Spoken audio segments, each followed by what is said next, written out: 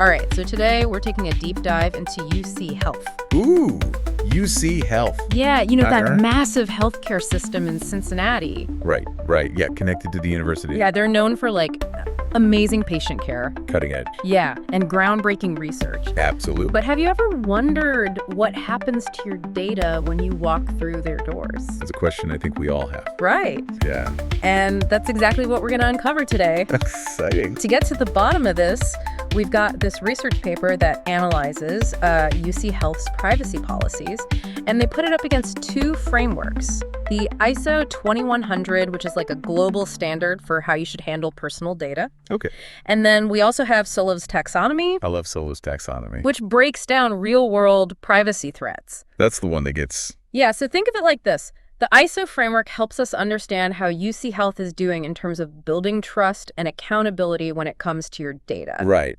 Okay. And then Solove's taxonomy helps us to see what are the potential risks or vulnerabilities in everyday situations. Makes sense. Yeah, so let's start with the ISO framework. Okay. Now, I know it has a bunch of principles, Nudge. but which ones really matter to me as a patient? Well, the research highlights a few key areas that directly impact your experience as a patient. For example, UC Health seems to be doing really well on consent and choice. Yeah. In all those forms you sign, they actually give you a lot of control over what they can do with your information. Okay, so it's not just blindly signing on the dotted line. Right. They're actually giving me options. You have options, exactly. That's good to know. For example, you can actually decide if you want your information shared with family members, or even if you want to be listed in the hospital directory. Oh, wow. So I could opt out of that. You can opt out of that. Okay, interesting. Yeah. So consent and choice, we got that. Uh-huh. But what about keeping my data accurate? We all know that medical records can have mistakes. Oh, absolutely. What happens then? Well, that's where the principle of accuracy and quality comes in. Okay. You have the right to request corrections to your information if something's wrong. Okay. However, UC Health can also reject those corrections. Hold on. So they can just say no, even if I'm right. It's a little concerning. What are the chances of that happening? It's hard to say how often it happens, but it definitely raises some questions about who ultimately has the final say over the accuracy of your medical record. Right, because imagine, Imagine if. the wrong information leads to me getting the wrong diagnosis. Exactly, or the wrong treatment down the line. Yeah. That's a pretty big deal, right? It's my health we're talking about. Absolutely. So consent and accuracy is super important. Uh-huh. But what about security?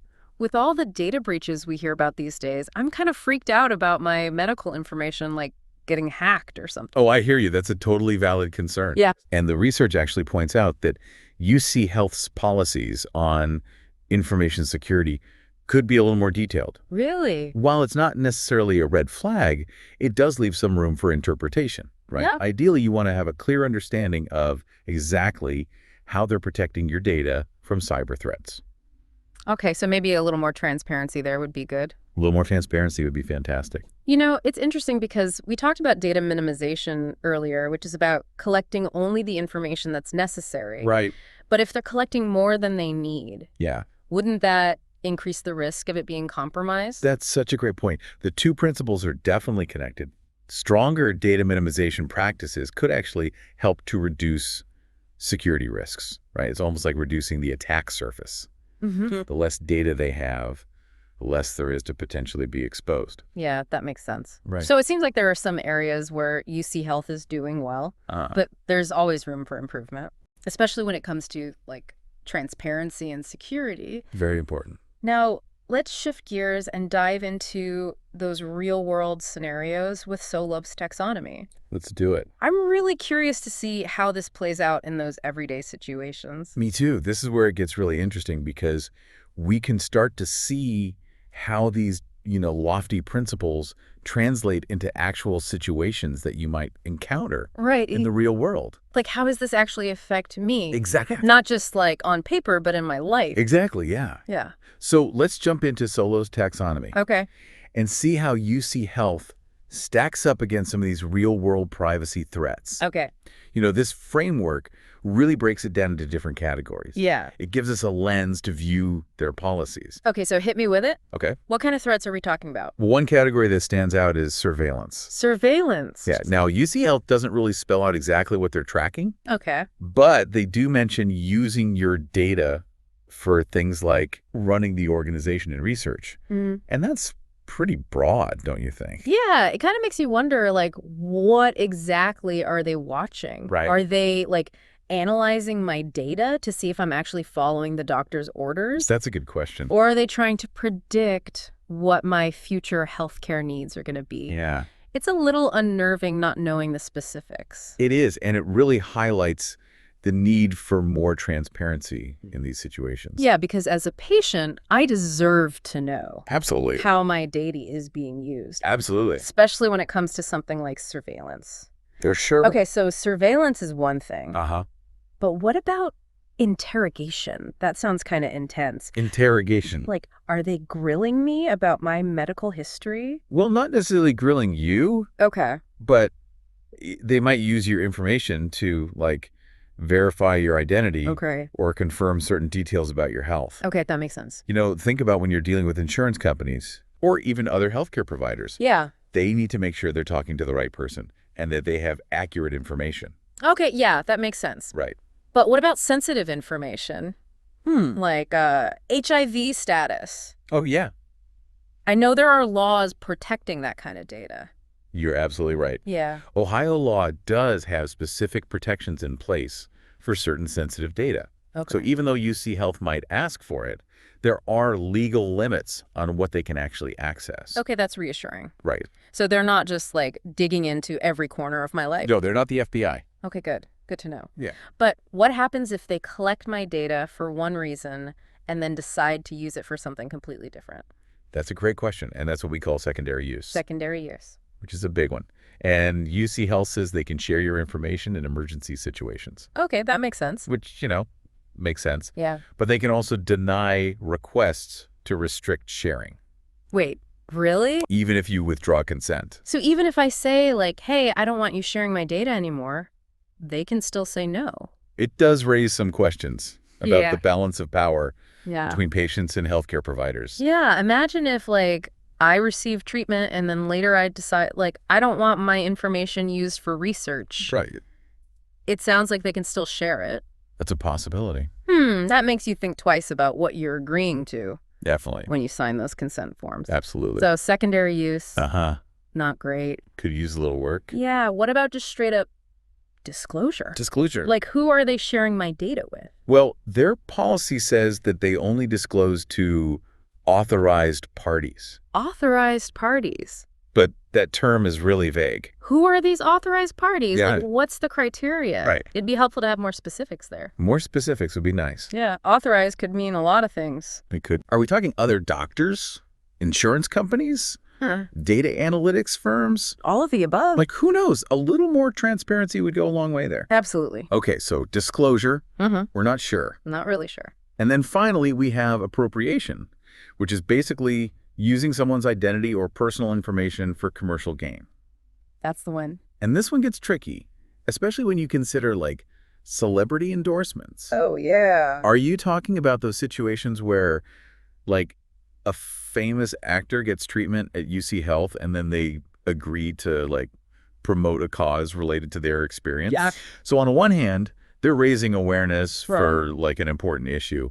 But on the other hand, are they exploiting that patient's situation for marketing purposes? That's the question. Yeah, where do you draw the line? Right. Where's the line? Between ethical marketing and privacy violation. It's a tough one. I'm guessing this is where consent becomes even more critical. Consent is key here. Yeah, the patient needs to be fully informed Absolutely. and genuinely agree to the use of their story, their image, their information. For sure. Otherwise, it could feel like a breach of trust. Big time. Wow, this whole deep dive has been so eye-opening. I know. We learned about those ISO principles, consent, accuracy, and security. Yes. And now we've seen how these real-world privacy threats, like how they could actually play out in our lives. It's scary stuff. We've uncovered a lot. We have? But there's still so much more to unpack. So much more. So what does this all mean for you, the listener? Yeah, what does this mean for you? How can you protect your privacy in this, complex healthcare landscape? Yeah. Those are crucial questions that we'll dive into right after. After the break. Okay, we'll pick it up there after the break. Okay, so we've spent all this time exploring those ISO principles. Yeah, those are fun. Right. We dove headfirst into Solove's taxonomy. Dead first. And, we uncovered some potential privacy potholes along the way. Absolutely, yeah. But the big question is, what does all this mean for you, the listener? Yeah, how do you protect your information? Right, because it's great to analyze these policies and all, but at the end of the day, I want to know, how can I actually protect my own health information? Right. What's the takeaway? What can I do? Well, I think the biggest thing is knowledge is power. Okay. Don't just gloss over those consent forms. Yeah. Or click agree without actually understanding what you're signing up for. Right. Take the time to actually read those privacy policies and really try to grasp how UC Health is using and sharing your data. So I need to be like an informed patient. Yes. Not just blindly trusting the system. Informed consent, yes. Okay, and if something seems unclear or if I have questions, I should just ask. Ask. Your healthcare providers should be able to explain their practices and address your concerns. Okay. Remember, it's your health information. Yeah. You have a right to know what's happening with it. It's like that's What's the saying? the only stupid question is the one you don't ask. Exactly. But this isn't just about UC Health, right? No, it's much bigger than UC Health. These issues are happening across, the entire healthcare landscape. It's everywhere. We're living in an age where healthcare is becoming so digital. So digital. We have electronic medical records, Right. telehealth appointments, wearable health trackers. Oh, yeah. All of that is generating so much data. Mountains of data. So it's not just about protecting my data from, hackers, Yeah. but also understanding how it's being used and shared in this new digital world. Absolutely. You got to think about things like algorithmic bias, data discrimination, Ooh, yeah. even the potential for our information to be used in ways that we never even imagined. It's almost like we're pioneers, navigating this uncharted territory of digital healthcare. It really is. And we need to establish some ground rules before things get out of hand. We need rules. We need guidelines. Yeah. It's a shared responsibility, though, right? Okay. So we need strong regulations and ethical guidelines from policymakers. Okay. But we also need to be empowered as individuals to advocate for our own privacy rights. So it's kind of a two-way street. It is. We need systemic change. Yes. But we also need to be, informed and proactive in protecting our own data. Exactly. So don't be afraid to challenge unclear policies, demand transparency, and push for more control over how your information is being used. Our health data is valuable. So valuable. It deserves to be protected. Absolutely. This has been such a fascinating deep dive. I've learned so much. Expert speaker, what has been the most surprising or thought-provoking thing for you in all of this? For me, it's really that tension between patient consent and the organization's ability to deny requests to restrict data sharing even after you've withdrawn consent. Yeah. That really makes you question how much control we actually have. It is a little unsettling. It is. Makes you realize that checking a box on a form might not be enough. Right. It's not enough. We need to have, a more nuanced conversation about all this. We need to have a bigger conversation. Yeah. About data governance, individual rights in healthcare. Yeah, absolutely. So as we wrap up, what's the key message for our listeners? What should they do to protect their privacy in this rapidly evolving world of healthcare? Be informed, be proactive, and don't be afraid to ask questions. That's it. This is your health data. You have a right to know how it's being used and to advocate for its protection. Great advice. We've explored a lot today, from those ISO principles to real-world privacy threats. And it's clear that, UC Health has some work to do. Some work to do. When it comes to transparency and clarity. For sure. But these issues are everywhere. Everywhere. And as healthcare becomes more reliant on technology and data, Yes. we need to have a serious conversation about the ethical implications. It's time to talk. How do we balance medical advancement with individual privacy? That's the million-dollar question. How do we make sure that our pursuit of better healthcare doesn't come at the expense of our fundamental rights? We need to figure that out. That's a great question to leave our listeners with. A question to ponder. Yeah, this deep dive has been eye-opening. It has. And I hope you've all come away with like a deeper understanding of how complex all of this is. Me too. Health data privacy in the digital age. For sure. Thanks for joining us. Thanks for having me. Until next time, stay informed and advocate for yourselves. Stay safe out there.